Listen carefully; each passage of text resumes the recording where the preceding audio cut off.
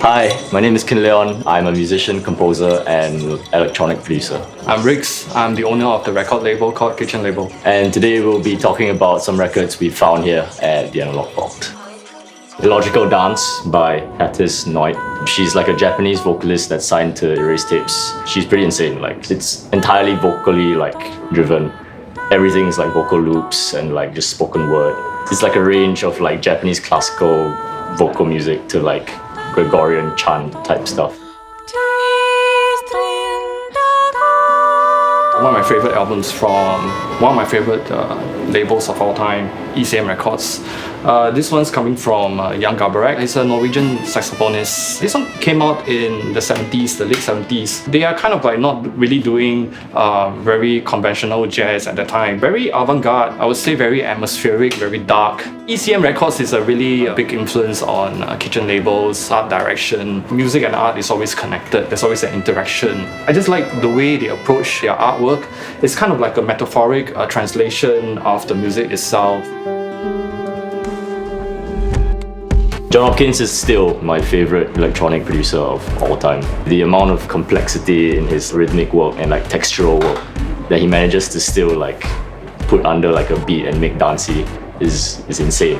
And then from there going to like suddenly diving down to complete ambient tracks shows that, you know, he can go from crazy skill to like restraint. It's so him, like you can tell straight away that it's a Jon Hopkins song if you listen to it. Right, the next one that I'm going to talk about is ambient masterpiece from the early 80s. This one's coming from Jon Hassell, Dream Theory in Malaya. To me, it's very influential because Jon Hassell, he actually coined the term fourth world. Fourth world kind of describes a concept unifying ideas of minimalism, combining it with various sorts of world music. There's a certain kind of abstract serenity in this album, which I really love. Good transition to this. Visible Cloaks is also very influenced by Jon Hassell. The production, I would have to say, is insane. Again, similar to Jon Hopkins. You can tell straight away when it's a Visible Cloaks song because of how clear everything's so in your face. Basically, it's not like other forms of ambient music where things are a bit more distorted. They're using various kinds of like world music again.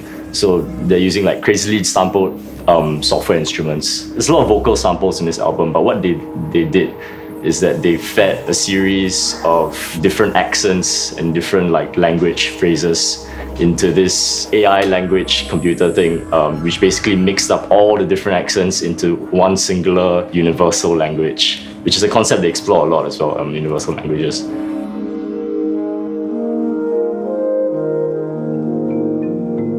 Midori Takada, obvious choice. I think we are going into the Japanese ambient zone right now. Actually, Visible Cloaks reintroduce a lot of the Japanese ambient stuff to the international audience. Midori Takada is kind of like leading the pack with people like Hiroshi Yoshimura, Hiromi Hosono. She's actually a Japanese percussionist and composer.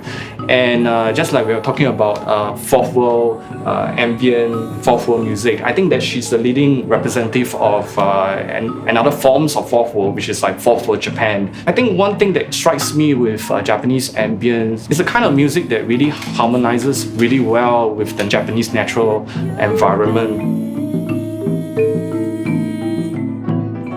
Steve Reich's 6 pianos and also Terry Riley's keyboard study number 1. When I heard it for the first time live, and it's like one piece that's 45 minutes long.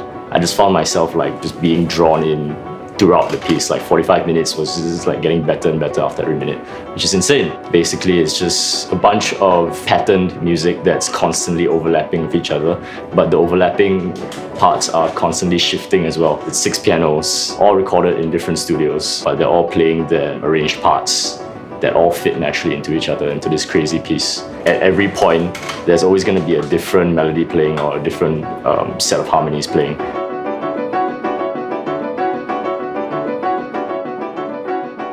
The latest album by Chronic called Out of the Dust. Chronic is an important member of the Kitchen Label family. This one that's actually significantly droney. There's a lot of horn arrangement as well in this album, and it kind of reminds me of one of my favorite albums by David Sylvan called Gone to Earth. What we do at Kitchen Label, we release albums, vinyl and CDs from artists around the world who are doing various strains of ambient, neoclassical music and the avant-garde. It's actually very natural for us to come in here to the Analog Vault because they obviously have like a dedicated modern classical, avant-garde section, ambient section as well, and a huge collection of jazz album, stuff that we love basically. The thing about coming to the Analog Vault is that you can still go to these dedicated sections and find a lot of good stuff, and you can also talk to the people who work here who can give pretty good recommendations. There is a lot of value for me coming here still, I think, to find new music, even better than Spotify's algorithms, I think.